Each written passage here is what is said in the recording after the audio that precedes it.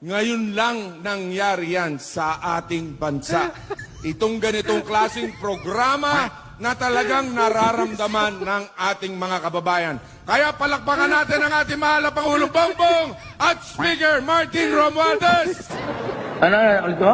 Ngayon lang nangyari yan sa ating bansa. Ano, balik kita sa kulungan. Bakit ba naghihirap ang bansa natin? Dahil walang pera? Hindi mali yan. Dahil sa korupsyon. Ang mga Marcos, bilyon-bilyon, trilyon-trilyon ang korupsyon. Tapos iboboto natin. Talagang ang talino natin. Di ba? Ang talino talaga natin. Kasi kahit anong problema ang pag-usapan, ang kailangan ko lang, matabangan, matulungan ko yung lahat ng aking mga kababayan kung saan ako nanggaling. Yung mga kasama ko kung saan ako nanggaling sa hirap. Yun ang gusto kong matulungan. At mapakulong lahat ng mga kawatan sa gobyerno.